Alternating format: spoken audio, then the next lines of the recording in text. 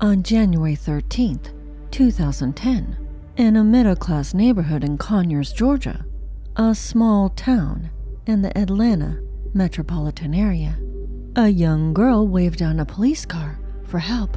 Detectives initially believed that she and her twin sister were innocent victims and possibly witnesses to a brutal family murder. Soon, the investigation shifted to focus on not just one, but two highly unusual suspects. Who was this victim butchered inside her home? And will those who committed the crime be captured and revealed as monsters or victims too?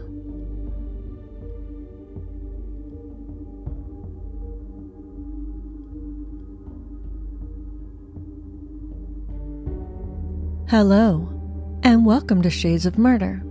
I am your host, Alita Caldwell. In this podcast, I discuss cases of murder from around the world and throughout history, attempting to unravel the layers of darkness that help make humans into monsters. Please be forewarned that each episode contains specific and at times very graphic and disturbing details of the case. This show is not intended for all audiences, and listener discretion is strongly advised. When the young woman frantically waved down the police officer, she was in tears and in panic. The teenager told the officer that someone had broken into their house while she and her sister were at school and killed their mom. When Deputy Irwin entered the residence, he immediately observed spots of blood on the hardwood floors and the carpet. The unmistakable scent of copper and bleach filled the house. Blood spatter trailed from the living room to the master bathroom, where inside the tub lay the body of a woman.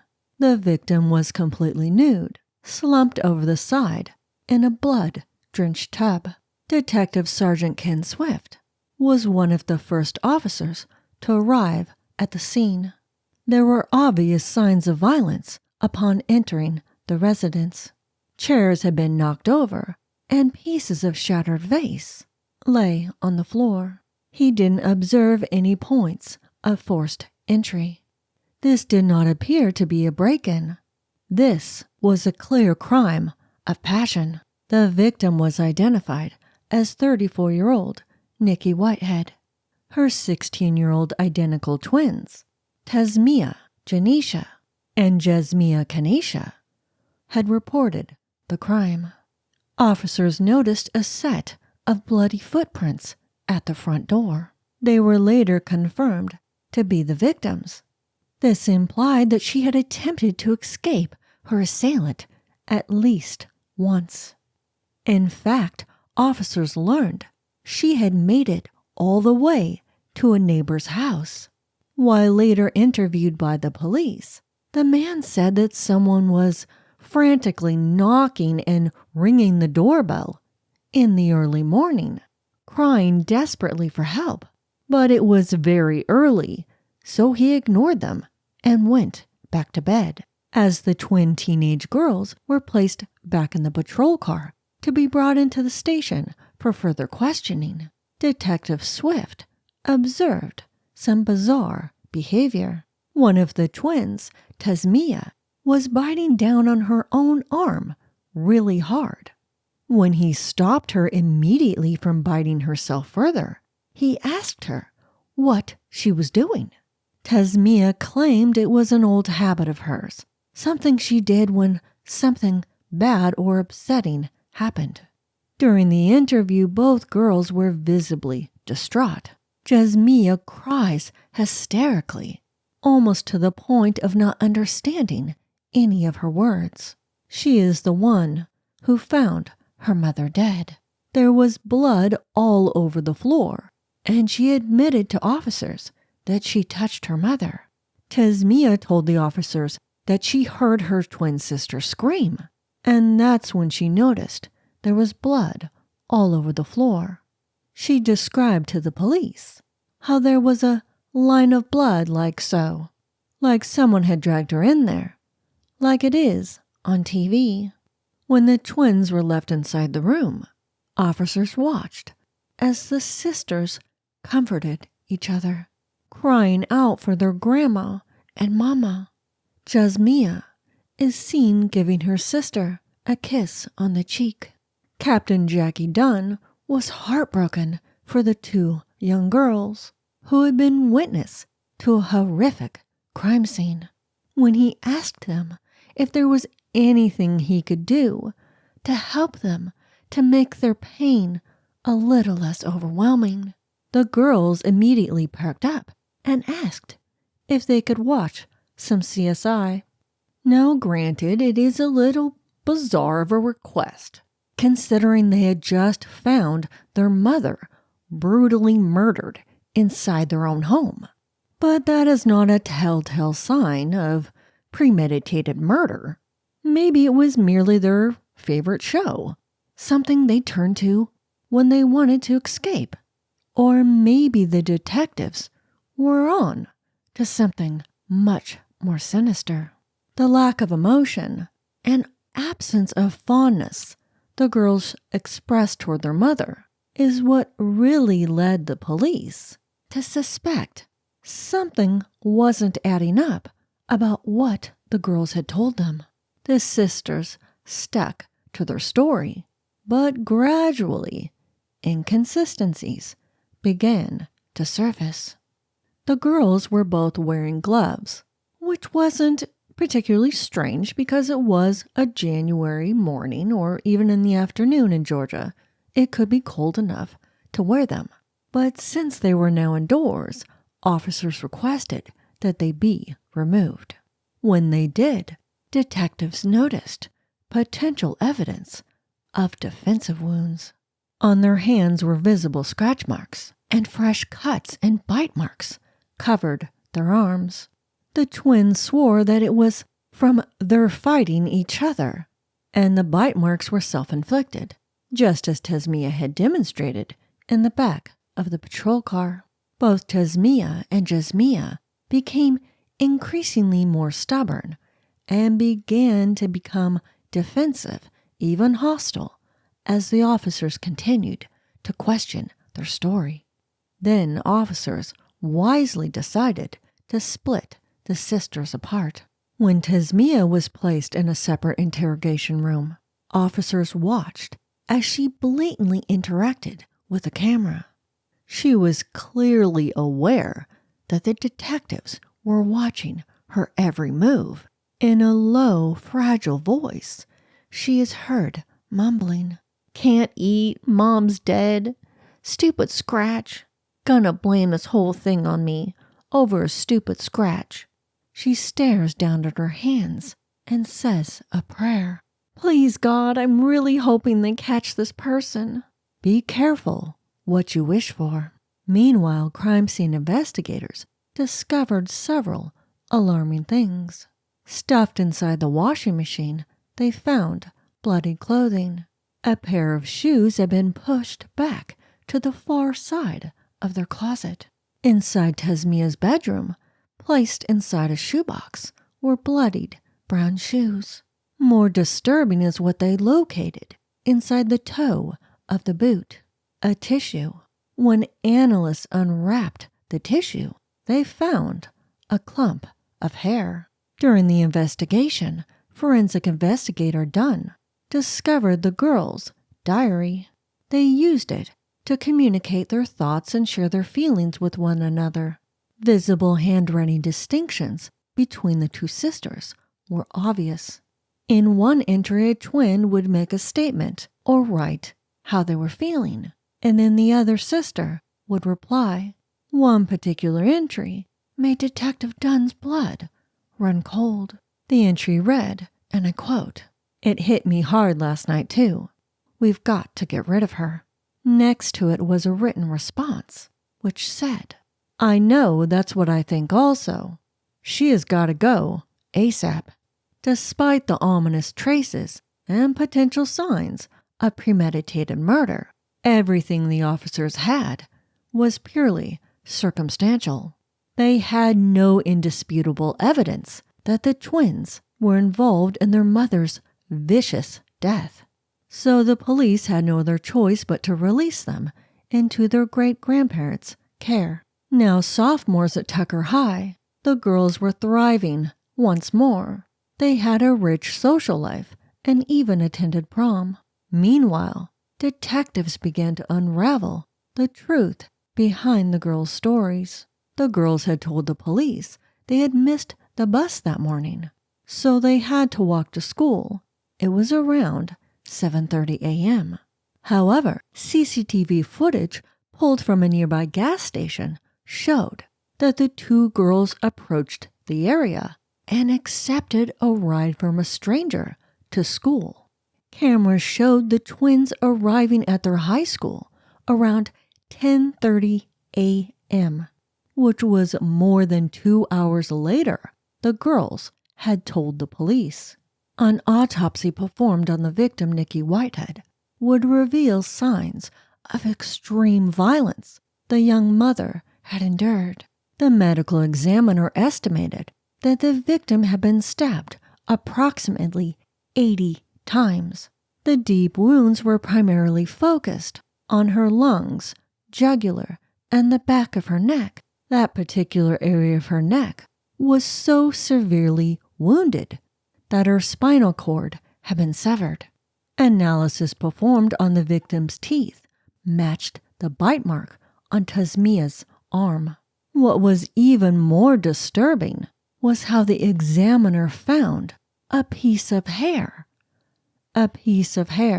stuck between the victim's front teeth. It was determined that the mother would likely have survived her severe injuries if she had received prompt medical treatment.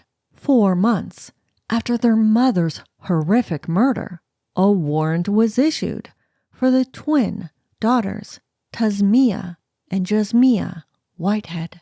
Tasmiyah was first taken into custody at their home. Jasmiyah was arrested at high school. Both girls continued to deny that they were the ones who caused their mother's death. In the interrogation room, they are seen bickering back and forth about what a terrible job the cops are doing, talking about the damn bite marks and how they're not going down for something they didn't do. Tasmiyah seems to be the one directing the narrative, even stating to the police, "The day you find a murder weapon with the fingerprints on it or something, please do that. Please find a murder weapon, and then it will be different." Due to the brutality involved in the crime, the state prosecutor decided to try the 2 teenage girls as adults. The 16-year-old twin sisters were charged with multiple felony counts, including malicious murder, felony murder, and aggravated assault with a knife. While they awaited their court hearing, the sisters were separated and held in different juvenile facilities. Their stories would finally reveal at least some semblance of the truth behind what happened that horrible early morning. That morning on January 13th, the girls were running late for school. Their mother had had enough. A heated argument broke out amongst them. Soon the verbal fighting turned physical. According to the twins, their mother picked up a pot from the kitchen stove, and she was swinging it around erratically, acting as if she was going to hit them. The girls overpowered their mother and took the pot from her. But then Nikki grabbed a knife and told Tasmiyah to back off. Then Jasmiyah picked up a vase and smashed it over her mother's head. But her mother, Nikki, kept on fighting. Tasmiyah then ran to the kitchen and grabbed the pot, swinging it at her mother. Nikki clung to Jasmiyah's chest, telling her she's not that big, biting down as hard as she could. Jasmiyah kept punching her mother to try to get her off of her, which is when Tasmiyah grabbed the knife and stabbed her. But Nikki kept on coming, Jasmiyah grabbed a ribbon medallion and strangled her mother with it, securing it around her mother's neck so she would stop biting her sister. But Nikki was strong and caught her off balance, striking her with a swift backhand. Enraged and in panic mode, Jasmiyah reached for the knife and stabbed her mother. This is when Nikki bolted out of the house and ran to the neighbor's door. She was desperate for help, but when he never responded, she returned to the home. Nikki slumped over at the kitchen table, drained to the bone. When Jasmiyah reappeared, she attempted to grab the knife, but her daughter was faster. She stabbed her mother over and over and over again until she hit the floor. Nikki collapsed on the ground. Then the girls filled the bathtub because their mother was still alive. Grunting and choking on her own blood, she struggled to fight her daughters, but she was too severely wounded. They lifted her bloodied, battered body off the floor and carried her to the bathroom. Their mother's last words was how much she hated them and that they were going to jail. According to Jasmiyah, she told her mother she was sorry for everything. Then the girls placed her into the tub and held her underwater until she stopped breathing. According to Jasmiyah, she and her twin sister were in shock and overwhelmed with emotion. They both felt sick and blamed one another. The two girls cried for what felt like forever and then began to fight. But there was blood all over the house they had to take care of. They did their best to clean up the crime scene. They got out of their bloody clothes. The vase, the knife, their mother's purse, and her cell phone were all gathered and placed inside a plastic bag. They decided it was best they act normal and just go to school. When they returned from school in the afternoon, it was as if time stood still. Part of them thought that the police would be waiting for them at the house, but no one was there. It was still just the two sisters and their dead mom in the house. Both girls expressed remorse and regret for how the argument had spun out of control, telling the judge they wished they had figured out some other way. Only the sisters know if that was a sincere statement of remorse and regret for what they had done, or whether their attorneys had advised them it was in their best interest to tell the judge they were sorry. The only person who spoke in the courtroom was the girls' maternal grandmother, Linda Whitehead. She stated that she knew the girls were spinning out of control, but that she never saw any signs of violence from them, describing them both as loving girls. But in the days leading up to her daughter Nikki's death, Nikki had expressed to her that she was afraid of them, especially Jasmiyah. Linda Whitehead told the court that her late daughter Nikki didn't argue with anyone. She was a loving person who always brought people together. It is no surprise that this mother who neglected her own daughter most of her life failed to show any accountability for her role in this tragedy. Instead, she placed blame on the only woman who was there for the twin girls from the very beginning, unconditionally, no matter what. Linda Whitehead claimed that it was Della Fraser who taught Tasmiyah and Jasmiyah to disobey their mother. How ironic it is to blame the only person who fought to keep the two girls safe, healthy, and happy from day one. Instead of looking in the mirror at the cycle of neglect and abuse Linda Whitehead had started with her own daughter, nothing ever condones or justifies the violence that Jasmiyah and Tasmiyah inflicted on their mother. But talk about not taking any responsibility at all for your own actions that helped to culminate in this violent tragedy. Since Jasmiyah and Tasmiyah Whitehead had both agreed to plea deals, confessing to voluntary manslaughter, both young women, now 21 years old, were given 30 years with the possibility of parole. Judge Irwin told Tasmiyah how the situation was a tragedy of epic proportions, a tragedy of what he never understood and what that meant until today. Both girls were sentenced to 20 years for voluntary manslaughter, 5 additional years for falsification in government matters, and 5 years for possession of a knife in the commission of a crime. I found it particularly interesting how someone can be convicted of a weapon possession when the murder weapon was never found, although the sentences are concurrent, meaning they have to serve them one after another. The judge did give them credit for the time already spent in jail. Under Georgia law, each crime was handed the maximum allowed sentence per count. These 2 young women have been portrayed as evil little monsters, twin killers, teen rebels, who viciously slaughtered their mother because they were tired of her telling them what to do. In contrast, the victim has been portrayed as totally innocent, a hard-working single mother who sacrificed and did everything she could to make her twin daughters happy. But is that the entire truth? Is that the fair analysis of the story? To understand, to even conceive how these 2 bright, beautiful young girls, with their futures bright ahead of them, threw their lives away in a moment of rage?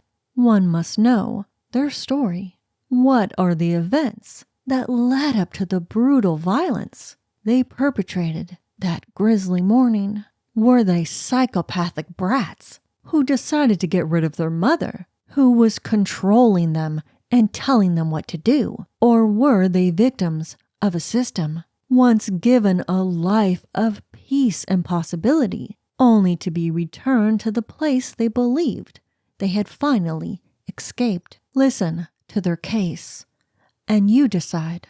Were they sadistic sisters, or victims of abuse and neglect, desperately trying to end that toxic chapter of their lives? Jamaica Yvonne Nikki Whitehead was born into the worst imaginable environment. Her drug-addicted mother was in prison when she was brought into the world. She was raised by her grandmother Della Fraser, who had trouble with Nikki as she grew older. Young Nikki got caught up in the wrong crowd, began abusing drugs and alcohol, and ignored her grandmother's attempts to rein her in. At age 17, she found herself pregnant. On November 27, 1993, Nikki gave birth to 2 beautiful little girls, whom she named Jasmiyah Kanisha and Tasmiyah Janisha, also known as Jazz and Taz. As they grew up, Nikki and her twin daughters lived with her grandmother Della and her husband for several years. But then Nikki left when the twins were around 7 years old. Nikki was not prepared to care for 2 young children, as she was still young herself, and she abandoned them, leaving to live with a boyfriend in Conyers, Georgia. While she lived there, she met an older man named Robert Head. Robert was a truck driver and 30 years older than then 25-year-old Nikki Whitehead. The man was instantly struck by her beauty, and he even followed her into the Macy's department store on the day he saw her. The man introduced himself to the striking young mother and even bought her an outfit. Nikki was swept off her feet by him, and they eventually moved in together. Meanwhile, her twin daughters were being lovingly raised by her great-grandparents. Della Fraser once again picked up the pieces left behind by the women in her family who cared more about their own freedom than their own children. Della was committed to doing everything possible to bring the girls up in a safe and loving environment. The girls thrived in her and her husband's care. They were extremely close to one another and to their great-grandparents. The girls were also heavily involved in many different activities, helping them remain both social and focused. They were enrolled in ballet, music, and tennis. Jazz and Taz were talented, intelligent, and cultured, with bright futures ahead of them both. both Girl Scouts and straight-A students. They had their sights set on attending Harvard in the future.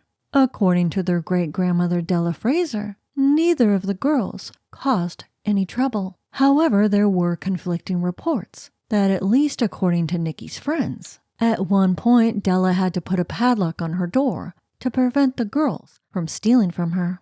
I tend to question the integrity or accuracy of Nikki's friends' accounts, since they were heavily biased, and Della Fraser never stated this to be true. There were no other indications that the girls were involved in any delinquent behavior.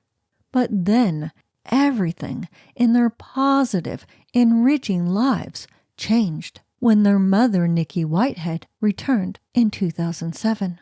Apparently at the urging and interference by her own guilt-ridden mother, Linda, who had abandoned and neglected Nikki when she was a baby girl, now was fighting to get her daughters back. Nikki proved to the court that she was capable of taking care of them both. Nikki Whitehead was granted full custody, and now at 13 years old, the twins were forced to pack up all of their belongings, hug their great-grandparents and their friends goodbye, and move in with their mother, whom they barely knew. Sincere attempts appeared to be made by Nikki Whitehead to make up for lost time and try to create a genuine bond with her now teenaged daughters. But for the resentful teenagers, it was too little, too late. According to those who knew them, Nikki, who was a licensed beautician, did up their hair and makeup in glamorous fashion,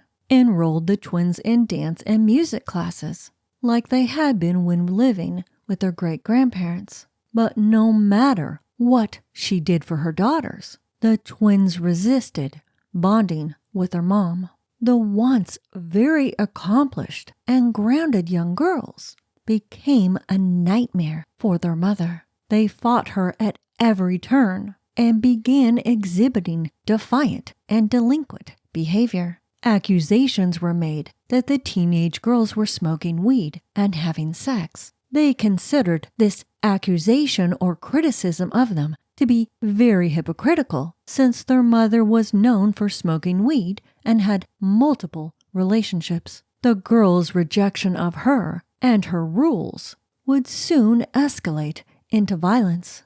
Multiple incidents were documented by the courts that involved heated arguments and mutual aggression exhibited between the mother and the daughters. During this time, tensions also began to rise between the mother, Nikki, and her grandmother, Della, both of whom were fighting to keep the girls. Nikki claimed financial motivation from Della, which I found ironic, not to mention disrespectful, toward the woman who raised them when she left them as children. It was also reported in the case file that one of the girls claimed to have been raped, and Nikki didn't believe her.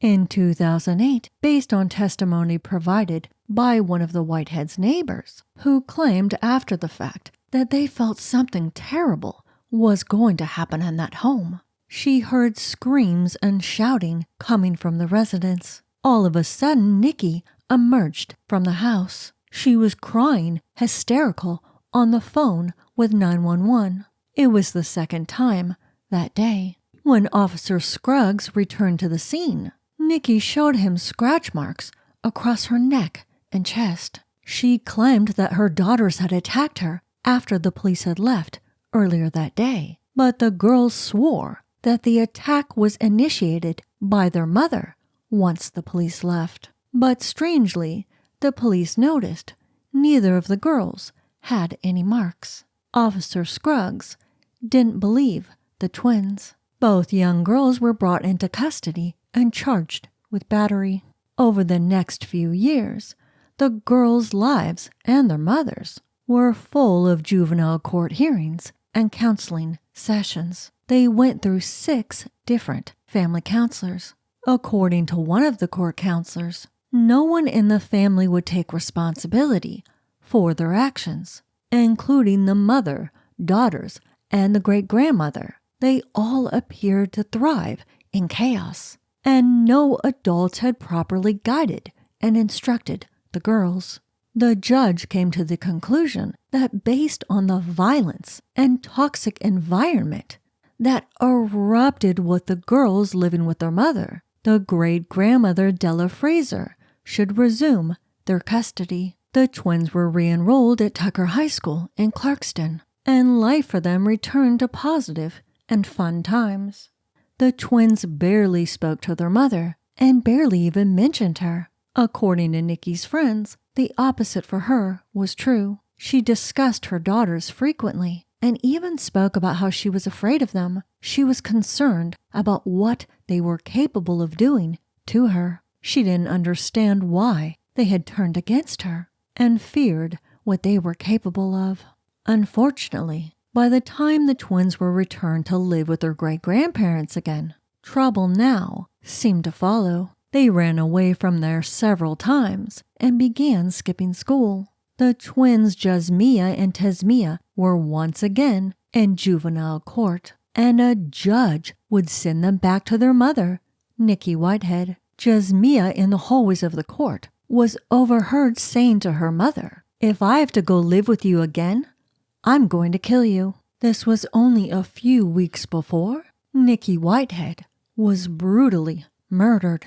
The act of parricide, which is the killing of a parent or both parents by a child, is an extremely rare event, accounting for approximately 2% of all homicides. This type of family murder overwhelmingly involves a father figure being killed by a son. A daughter murdering their mother is the rarest type of parricide, also known as matricide, with adult females being the most common offender. Female juvenile offenders are the rarest of these perpetrators, but the data shows that when they do commit this act, they are between 14 and 17 years old, and the majority don't do it alone.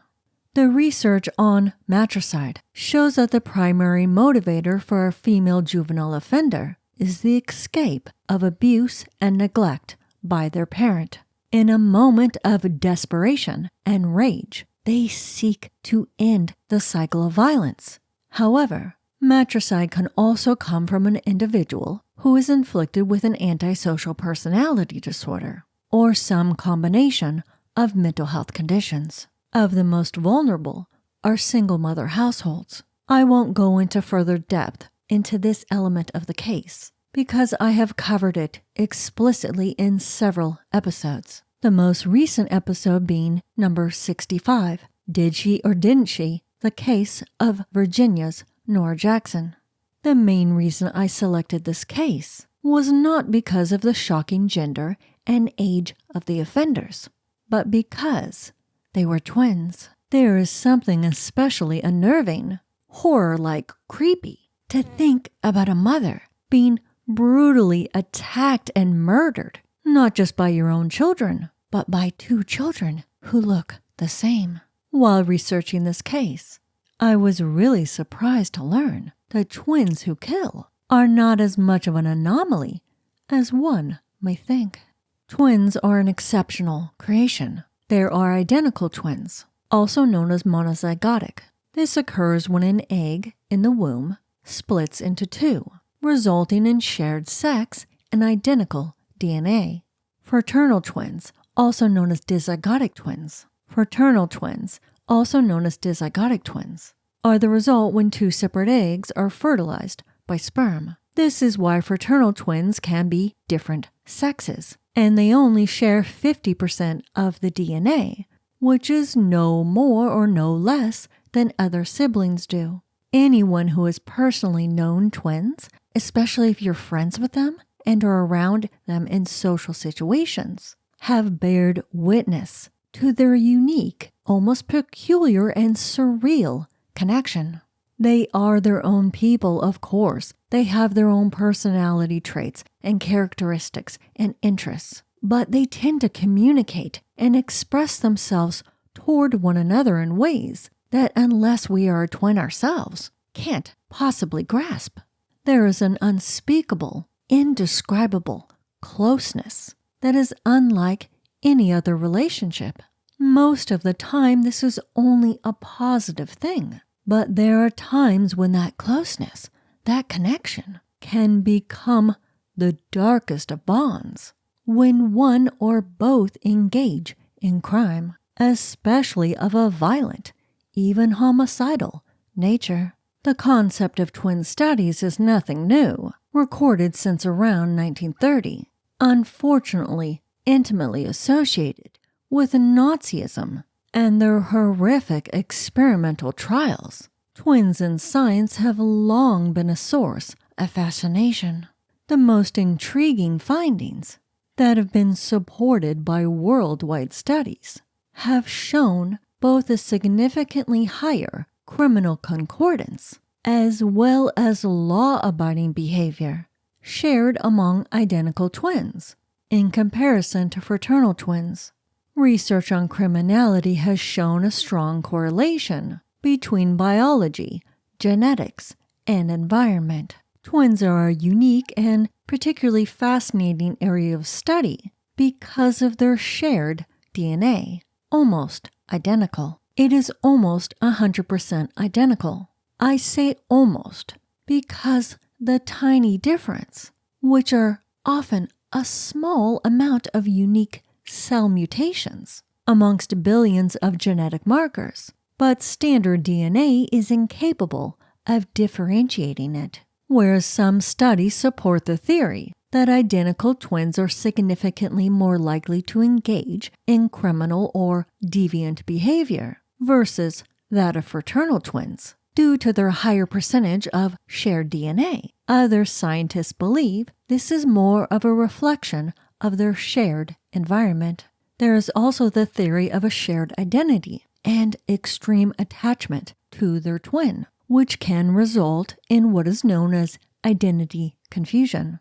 One study revealed that as high as 90% of identical twins can experience such confusion, especially during childhood. Considering that identical twins are more likely to be dressed like one another, share the same room, and even have the same friends, this is not at all surprising, especially when you compare this to only 10% of fraternal twins who experience this identity confusion. This mutual identity in the shared environment can breed the same behavior and character traits, including criminality. Twins tend to operate together as a unit, no matter what. However, some critics argue that this mirrored behavior can be fully explained by non-genetic markers, specifically environmental, developmental, and just random influences in the twins' lives. Some researchers don't believe that criminality has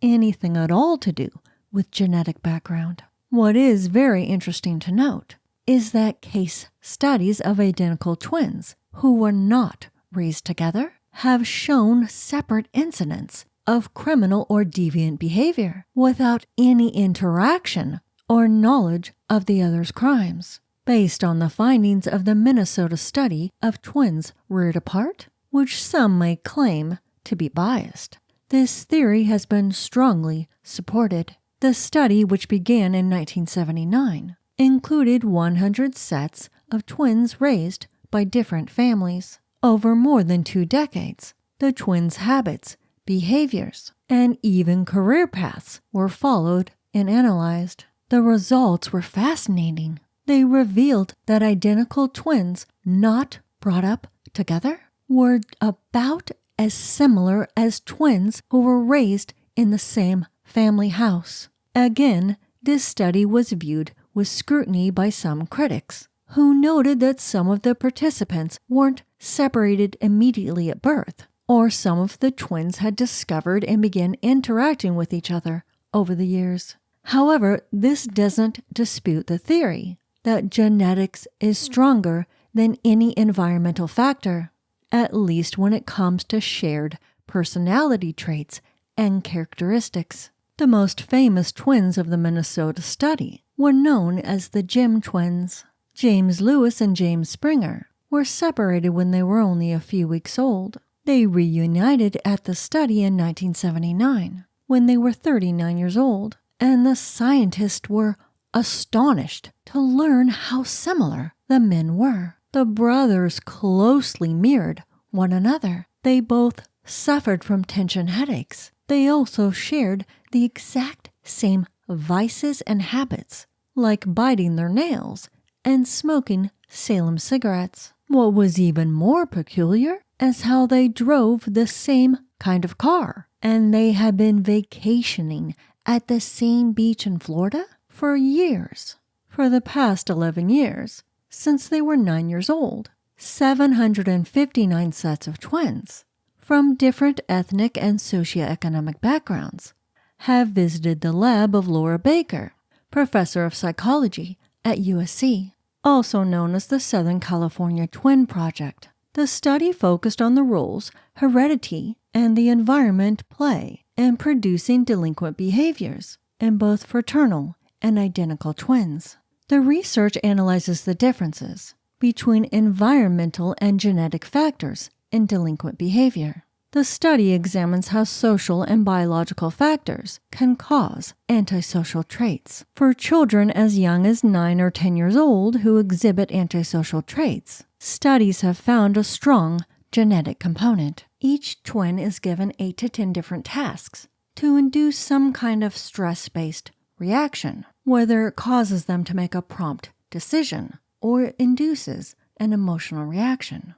Through different kinds of stimuli, scientists measure their heartbeats, breathing, sweating, eye blinks, and EEG readings. The data has shown that more antisocial, aggressive children exhibit low resting heart rates, low arousal, and have less enthusiastic or emotional responses. The lab also discovered that a lower heart rate was almost entirely caused by genetics. A study in 2006 on the heritability of psychopathy in twins showed that genetics accounted for approximately half of the varied characteristics of psychopathy. The other half has been explained or connected to environmental factors.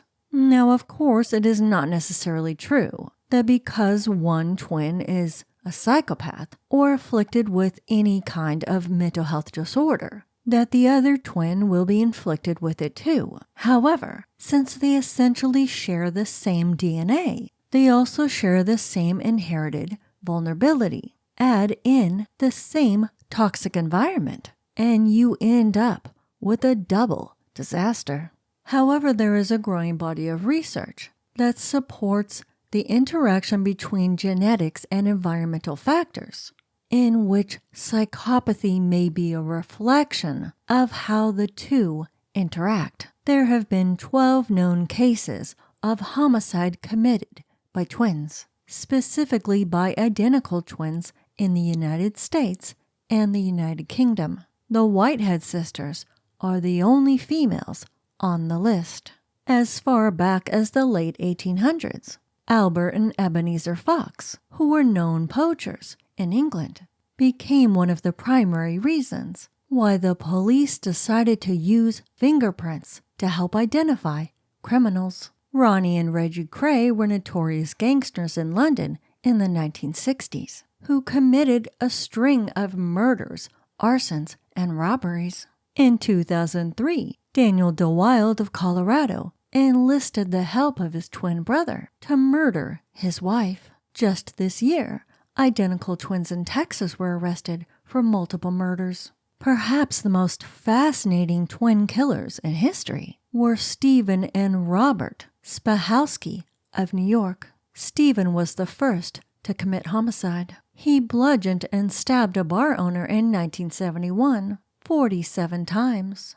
At 17 years old, he was charged with manslaughter, and over the next 38 years, he was in prison. In 2005, his twin brother Robert voluntarily turned himself in to the police. He walked into the police station and confessed to murdering 4 people between 1990 and 2005. Robert said that he was an avid user of cocaine, and he bludgeoned and strangled his victims to death. Convicted on 4 counts of intentional second-degree murder and an additional count of felony murder for a death as a result of robbery. Robert Spahowski was sentenced to 100 years. When his twin brother Stephen found out, he stated to the press, "I thought I was the only murderer in the family."